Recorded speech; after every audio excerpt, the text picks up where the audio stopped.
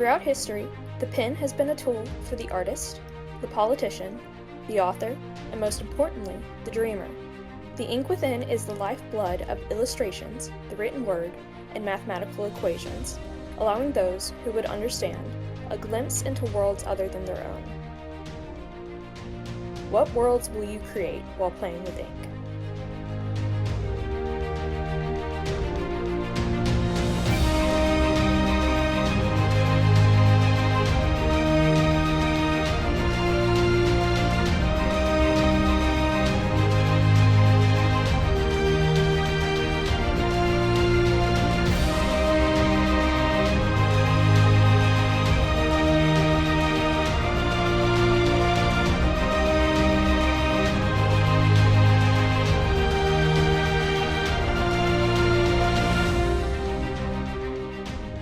Hi, I'm Plutach. And I'm Nayruan.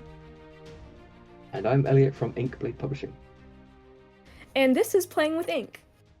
Ah. And yeah. So it took us 4 times to do that for some reason.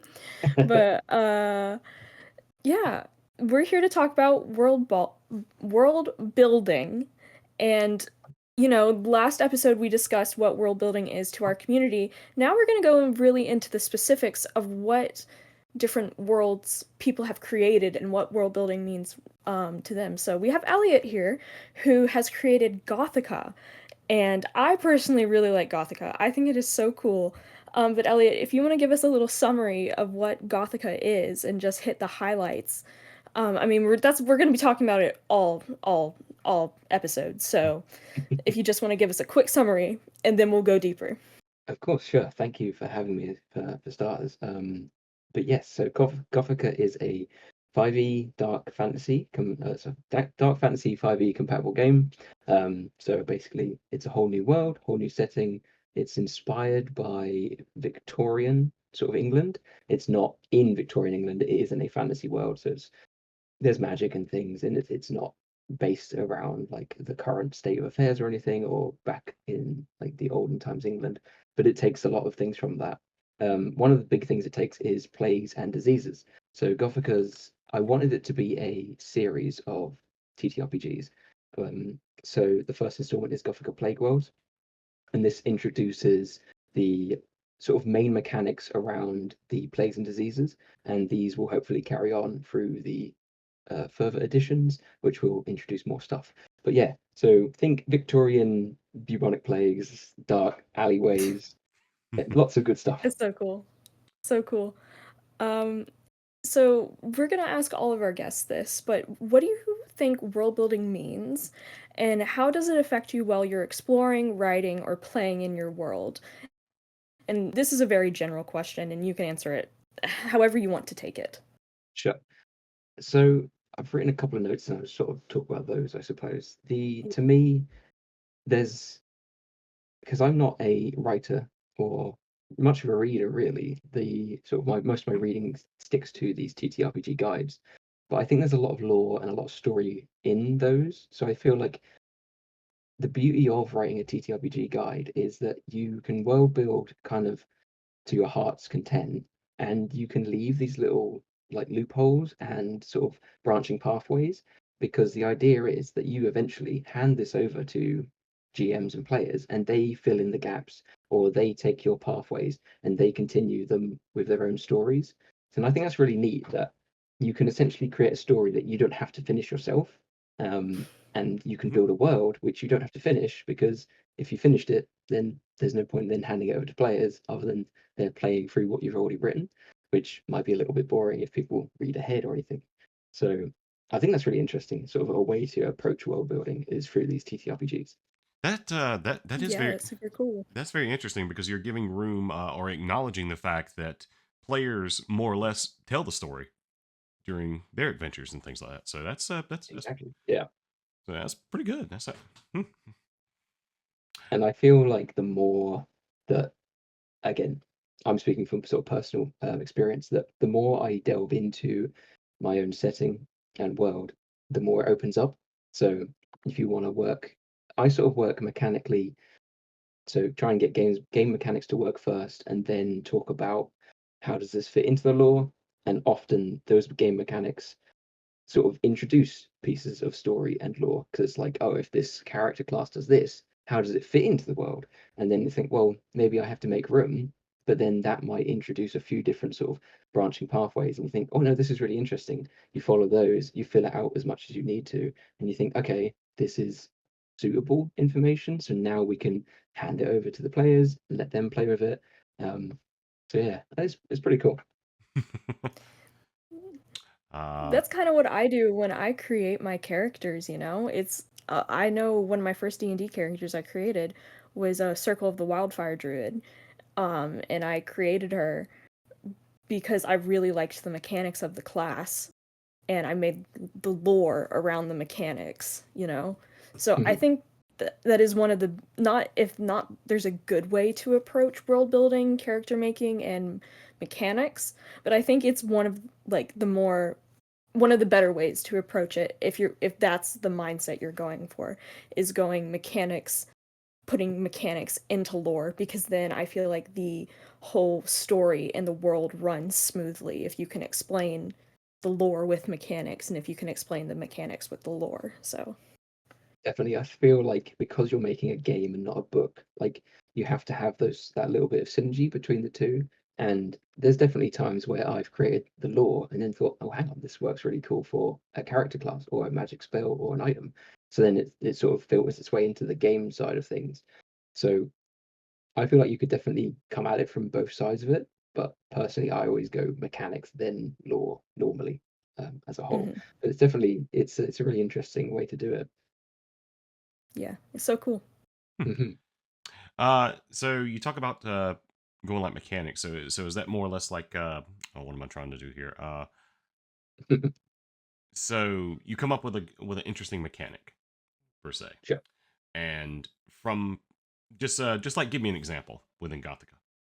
Okay, so probably the main focus was that I had a quick look at what does Gothica want to do, because at that point I was like, it's a dark fantasy game, it's Victorian-esque, it started to build, and I was like, okay, what is the main features of Victorian? There was a lot of sickness, so I looked at the D&D manual, and there was like 1 page of diseases, and I was like, whoa, there's like 300 pages here, and there's like this tiny, tiny section on diseases, and I was like, and as far as like my personal experience and like the podcasts and like actual plays I listen to, not many people talked about diseases. You know, the if you have it, it's like a magical thing, and then in the same thing, you wave it away with magic, and it's like a curse. So this was like, okay, let's get more medical and more scientific, and let's bring in diseases. And with that, I was like, okay, how does the disease affect every sort of point of the game? So you've got it can affect characters, it can affect the world, and then it can affect like the monsters and creatures that exist in the world. So then from that one idea, you have like things like I have the plagued creature trait. So this kind of came from a few different sort of reasons why I wanted to bring this up or make this in the first place was essentially you're going to have a list of all the different diseases and plagues. Each one of those will have a list of moves, and they link that, or they have a challenge rating requirement. So, say you have 20 new passive abilities or active abilities, they can be dropped on like any creature you wish. So, and this goes back to old D&D. You know, you've got your sort of D&D favorites, Beholder or something. Mm-hmm. You could take the weaker ones and give them something that they don't have normally, and then they have essentially you are plaguing this creature, but it gives them access to new abilities, which then offers the chance to spread the plague to your characters. But Mm-hmm. I think the fun part is that it stops a lot of like metagaming, because it's like, hey, I've played, kobolds, I've fought these hundreds of times, or goblins, but it's like these goblins carry this particular trait, which allows them to have these two new moves, and it's like they might be poisonous to touch or something, and it then trails on to new mechanics involving all of like the new plague stuff. So it sort of builds upon, like you start with the one little idea as a concept, and it's like, okay, plagues, how does that work in all these different aspects?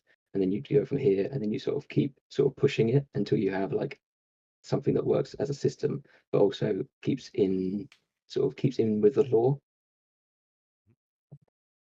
That's so cool. What kind of inspirations like like you said, more biological and like medical diseases now. There's a lot of magical diseases out there. I mean, even Yeah. like in Baldur's Gate 3, I mean, many of the characters have some sort of magical disease. But I think it's very interesting in a fantasy world to put real life biology and medical like research. So, like, I guess my question is, do what diseases in the real world have you like taken and put in this game, but have you been like careful with it at all and like depending on like different triggers? Like this is a loaded question. Yeah. but but like Definitely. um what diseases in the real world have inspired you and how have you changed that within your setting?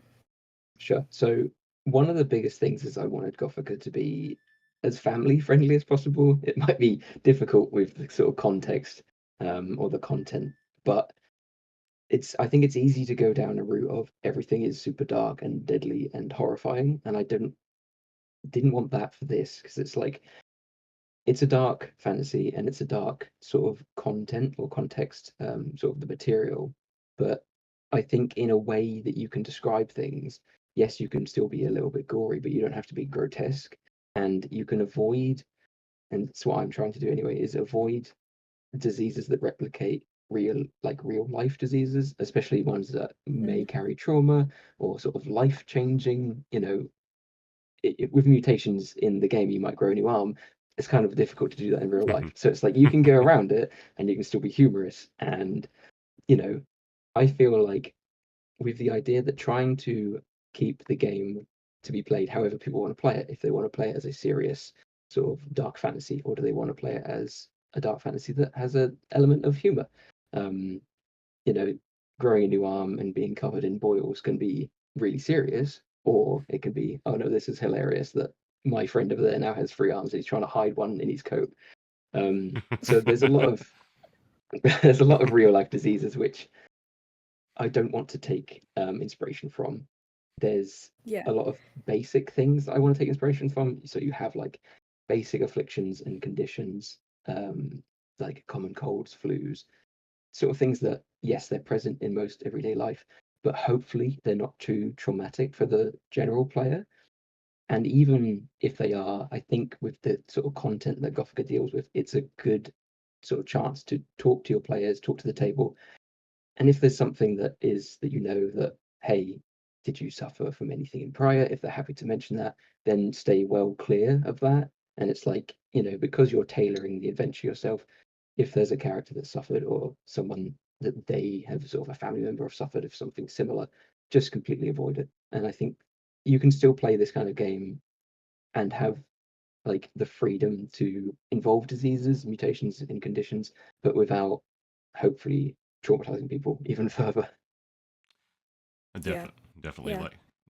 like definitely like so we use this game as escapism. A lot of us do. To be Mm, able to get away from our problems, real world problems. So it's good that you can set up these boundaries within that as well. Um, yes. one thing that we mentioned, kind of going back to your inspiration. So you are from the UK. Yes, I am. Um, absolutely lovely place. I had a chance to visit the UK and Ireland in 2016. One Ooh, thing that both me and you have in common is we love exploring caves or forests or things like that. I read yes. I did some sleuthing and read your bio. So Okay, yeah, so, yeah. so what's some of your Stalker. let's let's go to real uh let's go to real world things, real world Yeah, locations. What are some real world locations around you that helped inspire Gothica, like some of the ruins or forest or caves in which you've been in? sure. I live mostly in the countryside, so I have a lot of access to old woodlands, and there's a significant amount of old abbeys and churches, some still in use, some sort of half derelict. So they'll have like the ancient parts of these old abbeys, and they have like, as much as they can, they have the imagination of this was this area, this is the courtyard, this is the sort of the cloisters. Um, And it's really interesting to go and see those things because I'm fortunate enough that sort of my country looks after a lot of those heritage sort of locations, Hmm. and for me to just go and visit most of the time for free as well, which is really great for people who are just it's going there for inspiration, but it's also a day out, so it's nice and fun.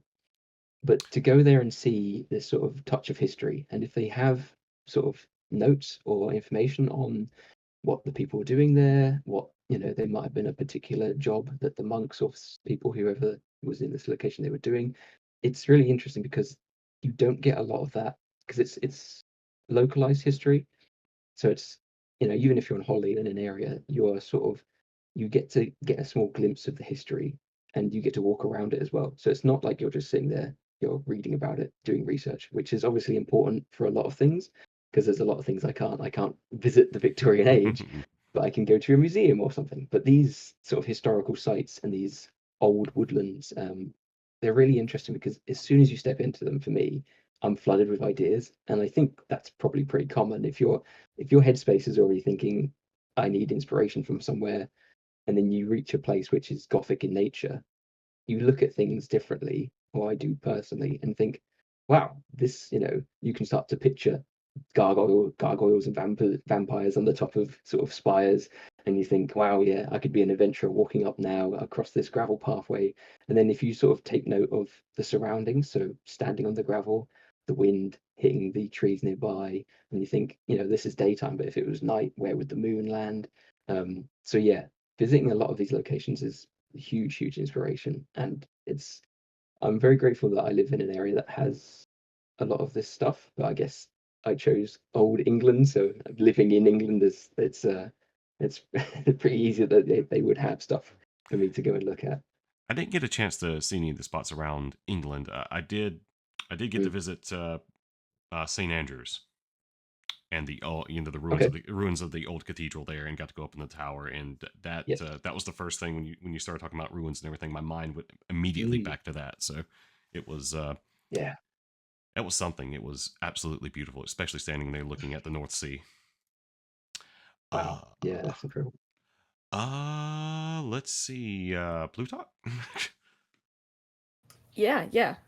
Sorry, I was looking at the questions. Yeah, well, I also got to visit the UK That's right, you did, didn't you? a few years ago, and yeah, and we mostly went to see, all the iconic spots for like Tolkien, Lewis. Oh, Huge fan of Tolkien and Lewis, obviously. I So want to we go got to to go to the Rabbit Oxford. Room, but we also yes.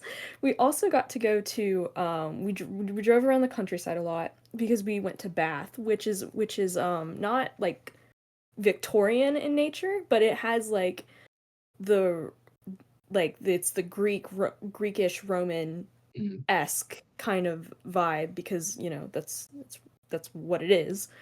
Um, did you take any inspiration from besides the Victorian age? Uh, yeah. Yeah, so I went originally I wanted to have, again, speaking of it being like a series, I wanted it to move in time a little bit. So originally I started Georgian, which is the previous era. There's Mhm. not a huge difference. It's mostly sort of there's like slight differences in technology, but it's like mostly fashion sense and sort of the way of living. I haven't gone as far back as sort of before then, but I guess what's sort of I guess sort of relevant is that the way I'm dealing with the sort of being Victorian and having it in a D&D sort of game setting is that the world at the moment is split. So a lot of the stuff currently in the human sort of controlled lands is has advanced to that Victorian style of technology and era. But everything that was once human controlled or was a thriving kingdom that has turned into the plague lands is sort of lost in that ancient sort of more medieval time. So if you travel from outside of the Haven lands, which is the core sort of center of the map, the further you go, the more older it gets, or the older it gets. So that's when you're going to reach like the sort of more Middle Ages. You've got castles, you've got abandoned churches and things. Whereas like the Haven lands is more Victorian era. But to go back to your question, Plutach, I haven't taken any inspiration from like beyond that. And there's definitely some sort of smaller pieces where I think, oh, this is 14th century. I'm going to steal that because no one's probably really going to fact check me, and there's no real reason that it can't be involved. But we had a funny thing we had our weapons post with a few sort of blueprints of weapons, flintlock weaponry, and someone commented saying, "Oh, you're using X and Y flintlock with this and this." I was like, "Oh no, someone's actually like a historian in like firearms, and they're questioning it already." I'm like, "Oh no, this is like so early days for this." But yeah, so there's going to be people out there that are history buffs, and they're thinking, "Oh, you've mixed this with that," but that's the beauty of it being in a fantasy world and not set in like modern day or set on our planet, because then it's like I can do whatever I want. Like if this is from a totally different era, that's in there because I say it is, and it's cool. So yeah, I might look into the Bath thing, because Bath is definitely it's quite unique, isn't it, as a sort of Yeah, English that's city I was still. wondering if you took like any inspiration from the very unique locations in England, and I don't know when they discovered Bath specifically, Mm, like the Roman ruins of Bath, but there is some very unique stuff. So I was wondering if you were gonna like if your plan, this is very far in the future, obviously, but if sure. do you plan to like put like different kind of unique areas similar to like Bath if you're taking Mm. inspiration from the UK? I am now. This is Okay. this is definitely an idea that I should probably be looking into. I think location wise, that's one of my last concerns at the moment. I've kind of done the broad Yeah. brushstrokes of this is the area kingdom, then this is that one, then this is that one, and I haven't really sort of localized things to cities yet. So for sure, I think that's such a great idea. Okay. So thank you. Um, no problem, I guess. I'll credit you in Yeah. the back of the book. Okay, sweet.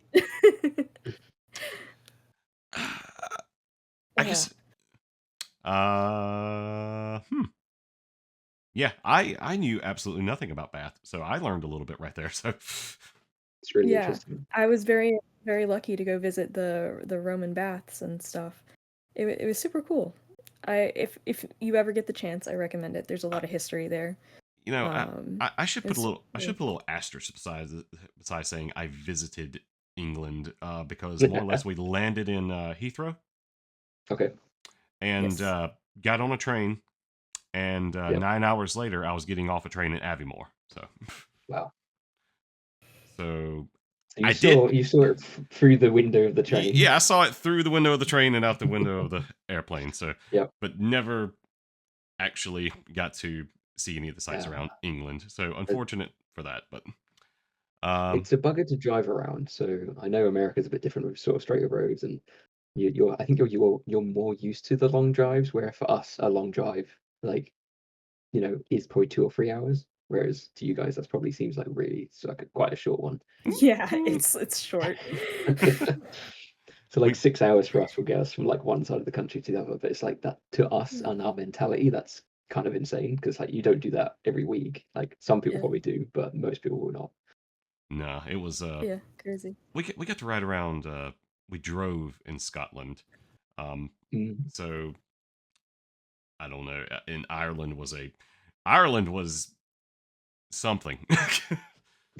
Driving around, and then there's a sheep in the middle of the road screaming at us. So, Yes. Yeah, yeah. but Wales is also very bad for that. um, but But again, that it was an awesome experience, and I both of you talking about it now, I'm like, where was it? Where was this Roman baths at? How did I not know about this? So again, history lesson. Yeah. yes. Yeah. Uh, It's also a really just a fun fact. It's also a town that really celebrates Jane Austen for some reason, Okay. and I don't know why. There was like a thing with Jane Austen in Bath. I think it was in Bath. Maybe I'm just mixing my memories. This was like a long time ago. Never mind. I'm gonna shut up now. I The might be fact saying checkers are something coming that's for you wrong. now. Yes. The comments to be like, that's not Bob. That's not correct. the I flint, apologize. I the apologize. flip rock was wrong. Bath is wrong, wrong, wrong, wrong. Bunch of All of this is wrong. fact checkers to the internet. God bless you. Yeah. Uh, so a little bit of history too. What again? So your first introduction to TTRPGs was AD&D second edition with your I brother? believe so. Like, yeah, I'm not super sure. I think it was that. I I remember playing the game and I remember hating it because I didn't know what the heck I was doing. And suddenly having a lot of, I played board games a lot. Talisman was a really good one that I enjoyed. I played that days on end. If you ever get the chance to play that, very good.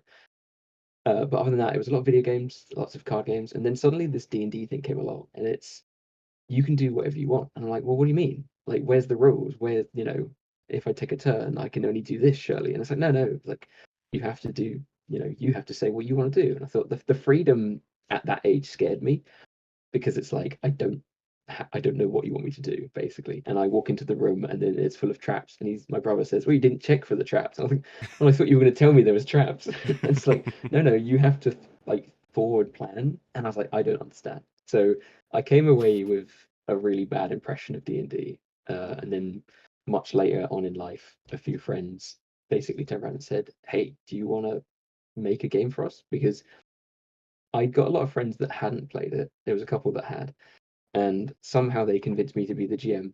And my experience was listening to Critical Role and getting through like half of season one, and then being like, "Oh, you must know how to play." I'm like, I've listened to a lot of hours, so yeah. And Half of season being 1 is like 500 hours, so that's a lot, it's yeah, it's a lot. I've yeah, I've yet to tackle it. I started with season 2 and tried to make it through season 1, and then halfway through campaign 3 right now. So nice. I'm I think it was almost done with campaign 3. I've watched I yeah. I've put so many hours into watching Critical Role, but that is besides the point. yeah. So I think was that your like more or less the triggering point that made you think, ah, yes, TTRPGs. This is something I love. This is my passion. Was that it, or was your it friend? definitely it definitely started. Sorry to cut you off. I'm just so passionate. No, you're good. It was definitely a spark, I would say. As soon as I was like, "Hey, you're going to be the GM," I was like, oh, "Okay, sure." Um, I hadn't done a lot of creative writing. I was more into arts and crafts, drawing and stuff like that, painting.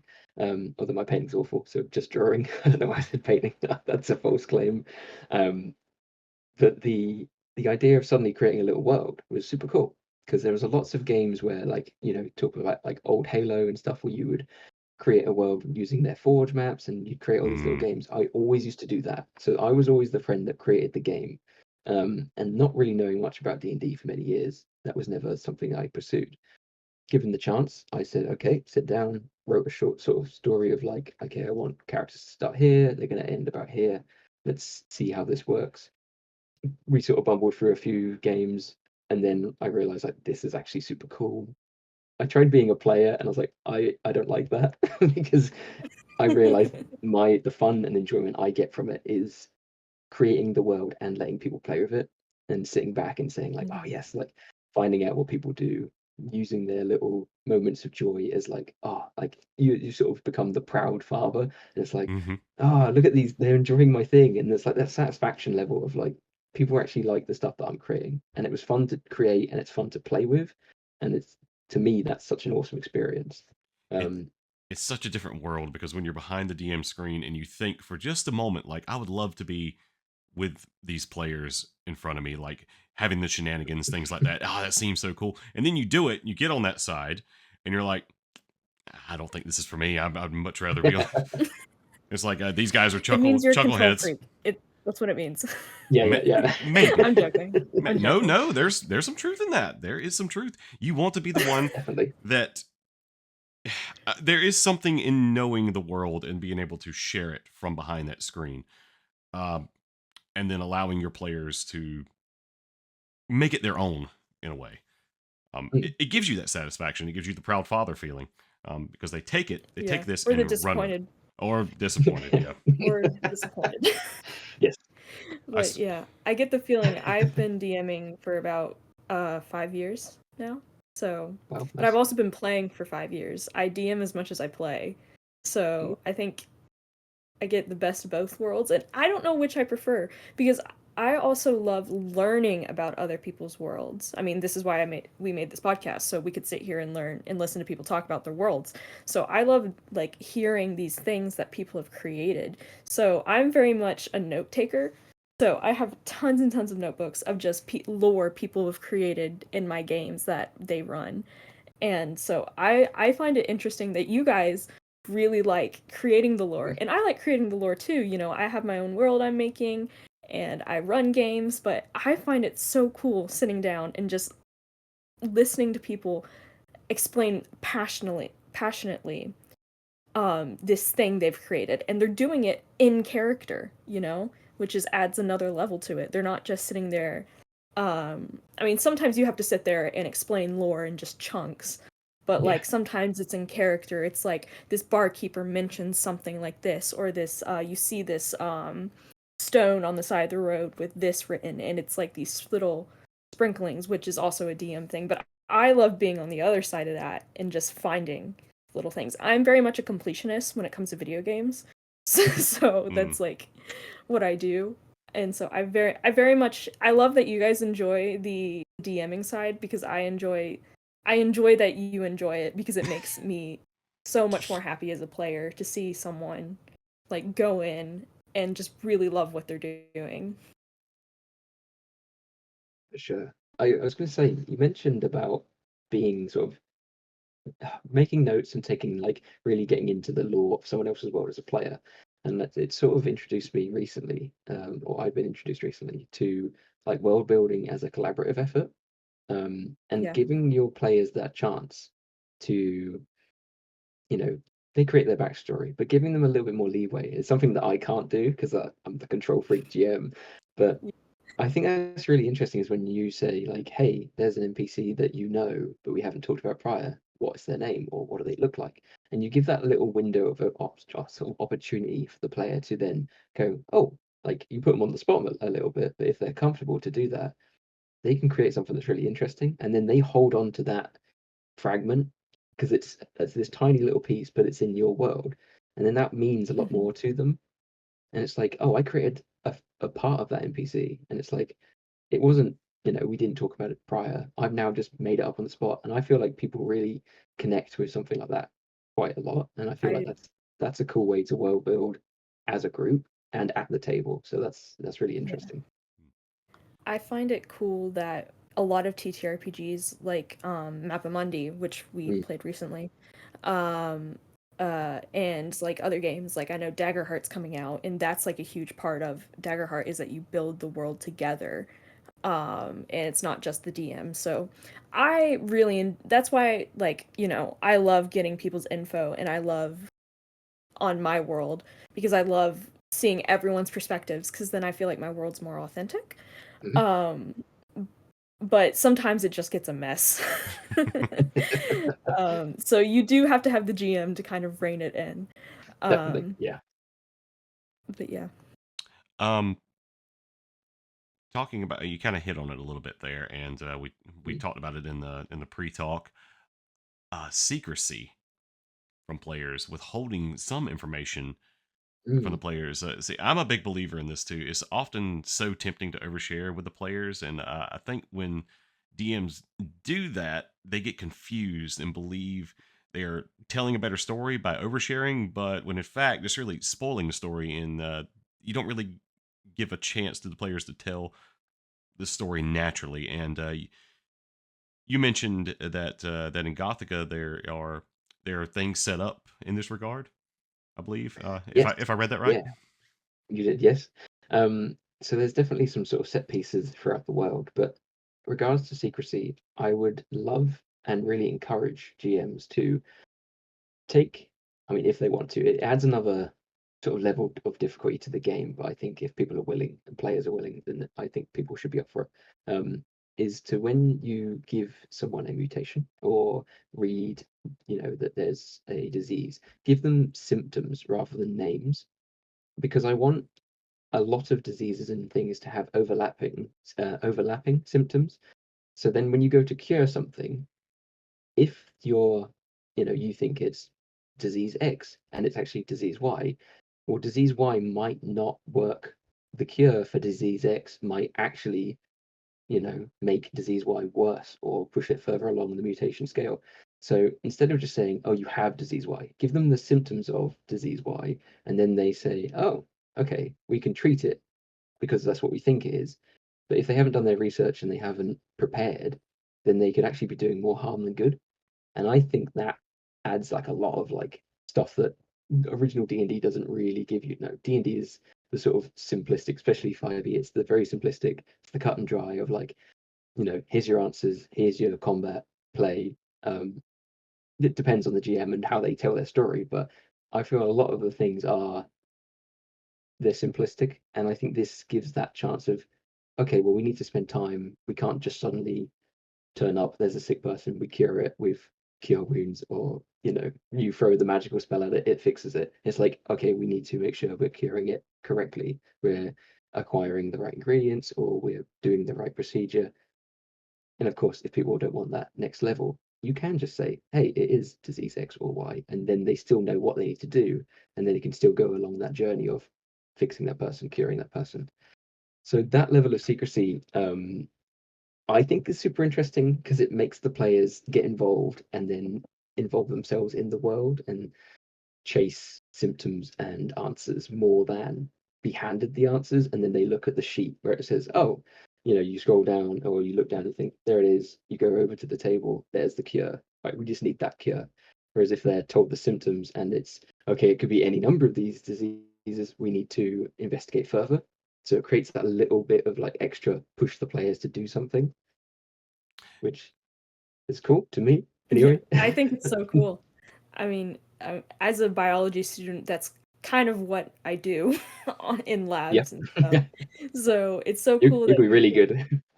in the fantasy world because gosh, it sounds so fun. Um, I had a quick question about that. I know earlier you mentioned that you were trying to stay away from like real life, like diseases and stuff. But are there any like cures, like ways people have like cured in like folklore or like in new research coming out? Are there any cures and like way people have treated diseases in the past that you've took inspiration from? Um, Again, I've not sort of fully looked into this, but it's definitely the way I want to go down it. So I want to, especially with Victorian age, you have that nice split of there's lots of new technology to play with, but there's also that there's still a lot of people who follow a faith and that sort of Mhm. magic side of things. So I want there to be an answer in sort of written in faith and technology. So there's the ways to say, I'm going to cure it with science, or I am going to cure it with magic. I want the magic to still be sort of limited. I don't want it to be the cure-all spell, and I don't the same for the thing. I don't want there to be the vaccine that cures all plagues. Um, Yeah.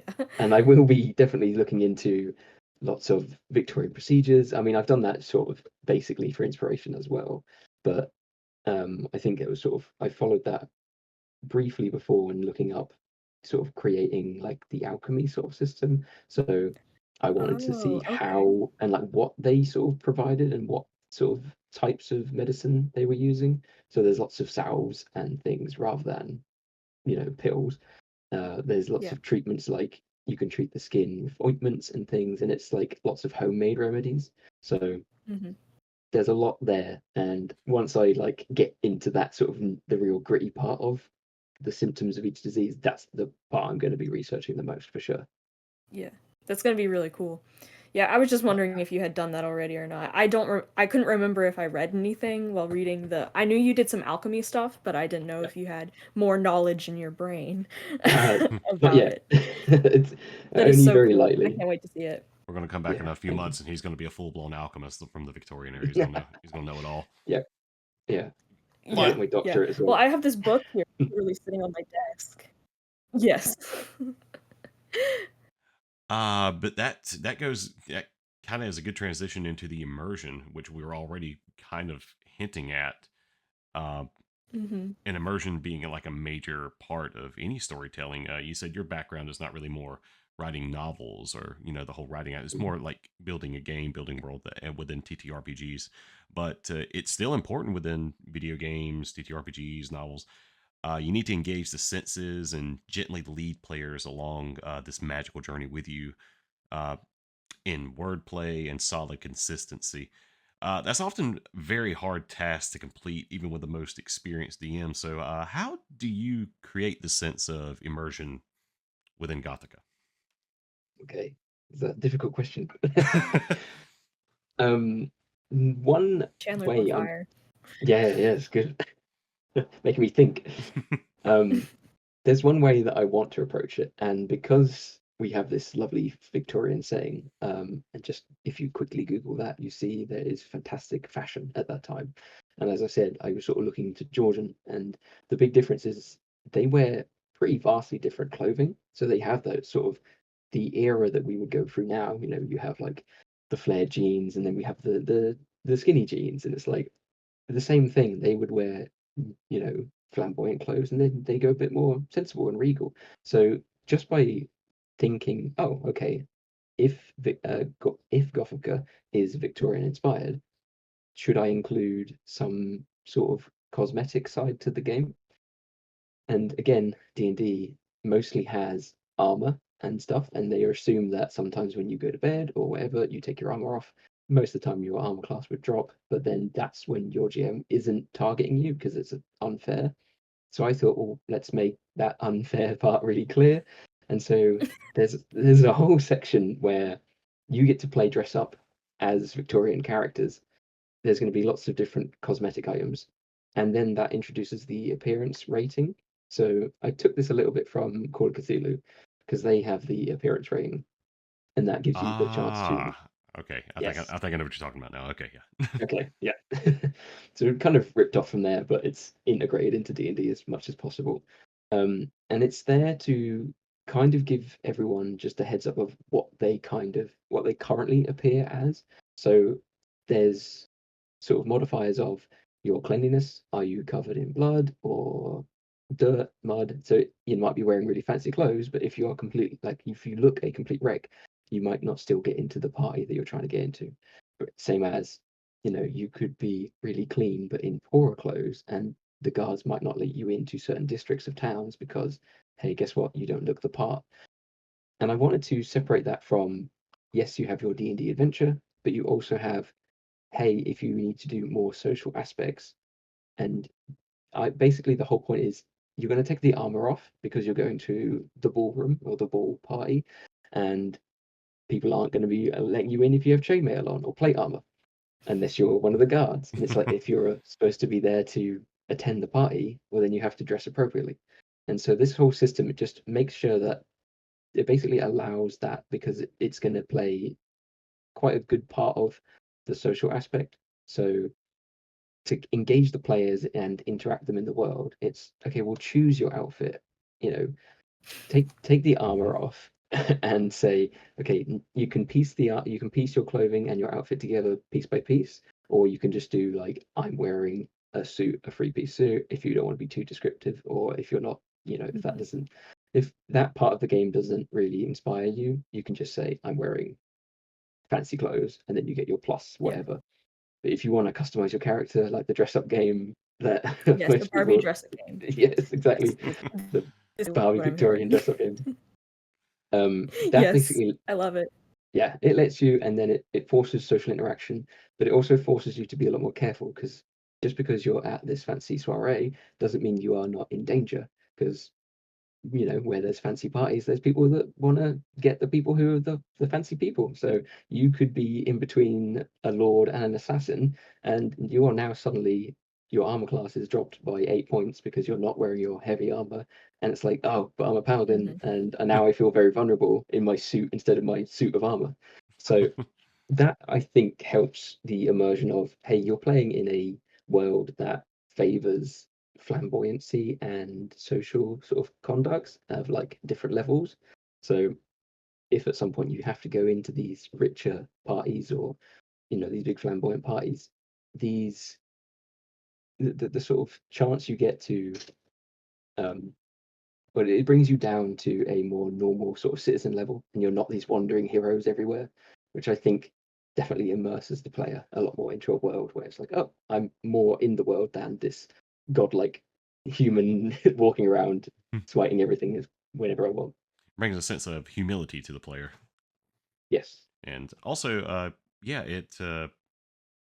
that's a good way to describe how players need to be socially aware if the DM really wants to go into that and like lead them down this path. Because we were just talking about Critical Role. What was the episode that Chetney went to the ball in a sack? Like, Yeah. I mean, it caused the scene, but so, but it creates. There's consequences to this, and yeah, I'm a big believer in consequences. Yes. You can't just like my very first D&D experience. Thinking, I'm a bit ashamed to say this. My first 5 minutes within a D&D campaign as a player, and first time I ever played anything, I got drunk and threw rubbish on a guard. Hey, that's Luck- exactly what my brother did when we played D&D for the first time. So, no shame. Well, I'm calling out my brother right now, so maybe there's a little bit of shame in Well, that. no, Yes, I felt fair shame, and luckily I had a DM who believed in consequences. So I was like, oh wait, I can do whatever I want. Yeah. But Yeah. just like in real life, if I were to go outside, get drunk, and throw rubbish on a police officer, it's not like the dude's going to say, "Well, you roll a d20." Yeah. Yeah. It's like, See how you go. it's like, oh, bro, good thing you rolled an 18 because I was totally going to arrest you. Yeah. So That's amazing. It also kind of reminds me of like when you're playing video games and you come to talk to this person and you're like covered in blood and they just don't react. It's like and you're like covered in blood and stuff. So I like the idea that you've added this mechanic to just like almost not necessarily spite, but be like, hey, if you were covered in blood and you came up talking to someone, that person would probably go the other direction, you know? Exactly. or even Yeah. the character creator sections of things, and like you're in a very serious game, and the character has like big like clown hair or something like that, and it's just like Yeah. make you die. Yeah. It's like, hail the champion of the kingdom. It's just like it's like, okay, all right, goofball. Amazing. But I besides that, I think we went through all the questions I had, at least. I mean, this has been awesome. Okay, thank you. Yeah, it's Now, been totally Elliot, awesome. do you have anything you want to talk about? Yeah, this is Specifically, because we've got stuff. This was kind of like how our how we thought of Gothica, but we're not the creators of Gothica. So is there anything specific that you want us to ask you or that you want to talk about? Okay, so I have these cool little set pieces that I kind of sort of danced around earlier, and this definitely falls into the world building category. So Mhm. if you let me indulge you, of course, this is your time. yeah, Please. brilliant. So what I wanted to say, the reasons of where did the plays come from? Why is there so many? Why are they here? There's lots of ideas that I'm still playing with, but for the majority of them, I have these things called plague hearts. So they are the sort of manifestation of the plague. They are the source, and they can either be a physical heart or sort of what's the other one? Not physical, like it's the Metaphorical. imagination. That's the one. Metaphorical heart. So it could be if it's a nature-based plague that affects plants, it could be like a heart-shaped thing, but it's made of bark and twigs. But in the same instance, it could be the actual heart of like a dragon or a creature that was once plagued and potentially died to this plague, and now the heart stays in the location, sort of spewing out this plague. So these Ah. little chunks are artifacts that are placed around the world, and obviously, I'm not going to put them in any specific location. That's up to GMs to do. But I love the idea that these are almost instant sort of quest what's the word, quest objects. So if you have a few one-offs or a short campaign, you start in this town here, and your mission is to venture on into the plague lands and slay this plague heart. And because that then links to a disease or plague, you then have that plague and all those monsters and that are associated with it, and all those mutations that are associated with it, and you can instantly just pick sort of one little thing like that and say, oh, I can build a campaign around this one sort of story-based item, but it's very much interactable with the players because it's the thing that they're going to destroy, or if they're evil, maybe consume, and they might grow an extra appendage, but they might also be super powered afterwards. It's up to them to decide. But basically, these little things are dotted around the world, and I want to really invest into making them, or writing as much about them as possible, linking them to a specific plague or disease, and then leaving them for players or GMs to sort of filter into the world as they please. And some might be lesser, and they might be, someone might be carrying it, and that could be someone that they're trying to sell it off to in the black market, off to a lord or lady, and then you stumble upon it. It trips out of their coat, and you think, oh, what's that? And you have to fight them for it, and you then have this thing, and it's like a really important story thing, but it's also a physical thing that the players can interact with, and I think that's pretty cool. But I'm just That is biased, cool. so No, Yeah, that is cool. that is totally cool. Go ahead. Like you're sitting there describing this, and my mind's going like, "Oh wow, okay, so there's these objects all around this world." First thing that popped in my head, like as a GM, I would love to take that and like maybe build like a sub-religious culture that gets a hold of this Ooh, thing, that's and awesome. yeah, and then like you talk about we've been hitting on the different arms, so like, what if this dude turns Yeah. blue and he turns into Stitch? Just like like that, Yeah. and like, but they believe it.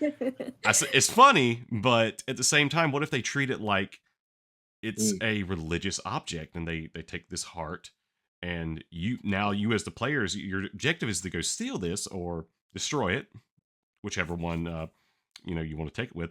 But now you have to Yeah. go through this whole citadel of cultists. I So love that. Yeah. That's My so cool. first thought was like doing like maybe it's like the heart of like this monstrous land, and it's like not really it yeah, it's like an object in this monstrous land. And as you're traveling through this monstrous land, you're learning more about the plague. So in the end, if the players are clever enough, they don't have to fight the heart or whatever it is. They just have to like maybe put like some herbs on it and Mm, stuff. So there could also be like they're learning more about the plague, and that would be more like a one-shot situation mm, where they go through and they learn more about the plague as they're fighting these monsters or they're talking to people, so they can eventually get to the heart and stuff. that's really So cool. I love that. that yeah, yeah, you that was just my first thought. you just spawned so many different directions. So yes, GMs can take it in multiple directions, like just like that. That's Yeah. Two yeah, things. two different ideas. Yep. Yeah. That's so cool. Which is I think the brilliance of Gothica is that you've made it Mm, so open and stuff for interpretation, but at the same time, you know, I'm gonna say this. Sometimes modules in TTRPGs give you too much and too little at the same time. mm, So I think the brilliance of your pre-release guide that you've put out and all the stuff you've put out is it gives you just enough, but then it's like, here, now you can play with it. And yeah. it's like, oh, well, thank you. But there's enough in there where you can go, oh, I can take this and do this and this and this with it. So that's why Gothica I think is so cool. Is not specifically the setting, even though the setting is really cool. It's how you've written it that I really appreciate. Oh, that's awesome. I say, from someone who doesn't read books and has not done really any writing before, like I really appreciate that. So yeah, Yeah. super Oh, I super think awesome I to think hear. it's great. it is brilliant. In fact, I'm sitting here thinking like I got a one shot for some neighbors coming up, so I have no idea. I was trying to think of different things we could do. I was trying to think maybe I'll do the Iron Citadel thing again, which we've done here on the chat or in Ink Nights. Um, no, I may do something with Gothica. Yeah, So please do. I'd love so to hear about it. yeah, so yeah. Nice. My mind's going crazy with this whole plague Isn't heart it? idea. So Yeah, because isn't there like different like races and classes that you've come up with that are Oh Gothica yeah, based, like Plague Worlds totally. based? So again, it's not just Victorian England. I wanted to sort of go into the folklore of England and like Europe as well, because it sort of connects a little bit when you go that far back. So I've taken away elves currently. You obviously can play them if you wish, but there's no stats for elves. Um, But I've changed races slash species to bloodlines, and you get to choose between. You can have one, so you could be like a sort of a true lineage of that bloodline, and you get sort of this extra trait, or you can choose from two, as if your parents were from two different bloodlines. So then you get to mix and match.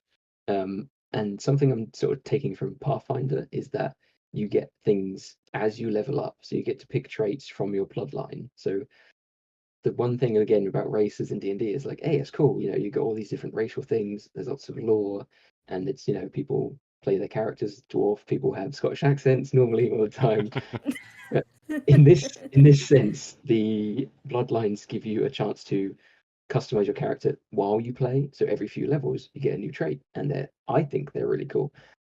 And yes, they might be sort of overpowered if you dropped that into a D&D game without other people using that, but because everyone's using it and the world is probably a lot more harsh and difficult with like the plagues, mutations, and like new afflictions, these little bonuses I think give people not only more choice, especially for like I'm a sucker for giving melee like classes like fighter and barbarian like more to do, because there's a friend I have who only plays barbarian, but if they don't hit on their turn, it's kind of like, okay, I will wait for the next turn. And it's like you just become the Yeah. punching bag. And It's then like, if you have a wizard, it takes forever. A Yeah. wizard or Yes. druid or cleric, it's like, Yeah. well, I'm gonna sit here for 30 minutes while they take their turn. Yeah.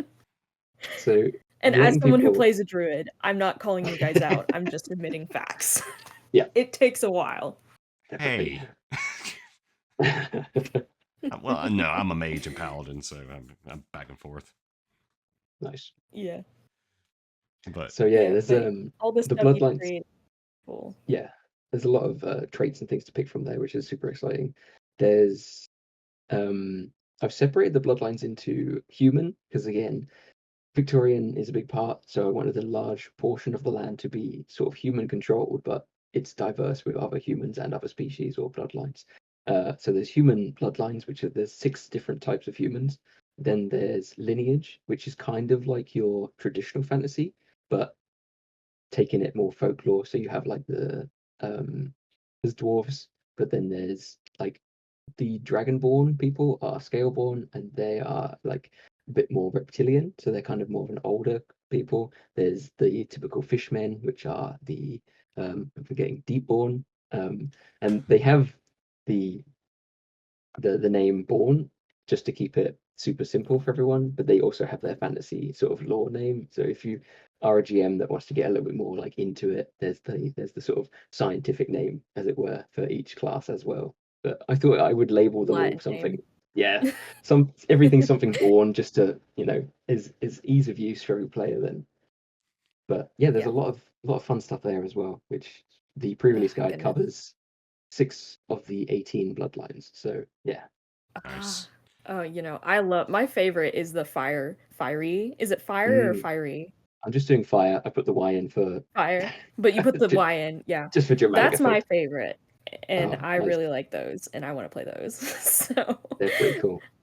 And yeah. so if we were Oh, looking to get our goodness. hands on this, where would we go to, Elliot? The pre-release is over on Drive-Thru RPG.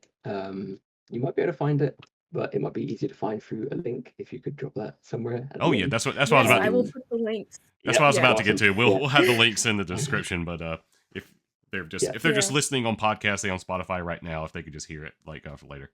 Yeah. If you want to find a direct link, you'll probably find it through my Instagram, which is just InkBladePublishing, all one word.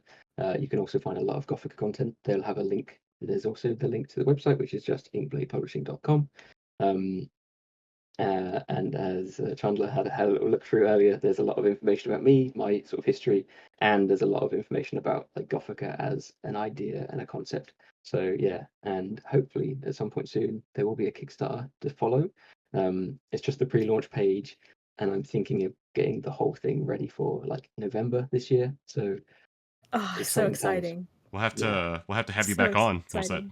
once that happens. Definitely, I'll be Yeah, very well, happy to come back definitely on. have to have you back on to talk more about your world and all the stuff that you have in your brain, because obviously you can't tell us everything, but I want Nope. to know everything. Yeah. Again, I'm behind the DM screen. I want to know. I want to know this. But at the Yes, same time, definitely. you're I want to share. yeah, you want to share, but you can't overshare. We've already talked about this. Yep. But there's a lot of Yes. time in between. It's April Oh, now goodness. and November. Can't wait. Yeah. So Yes. we'll have to have Oh a my goodness, that's gonna be first awesome. first guest returning episode. Awesome. I'll definitely Yes. jump on that. All right. Well, thank you so much for coming. Thank you so much for having me. It's been a blast. Yep. Oh, I'm so glad. I guess we'll sign out. I'm Nayruan. Yeah, we'll sign off. I'm Plutach. And I'm Elliot of InkBladePublishing. Thank you guys. Until next time. Yep.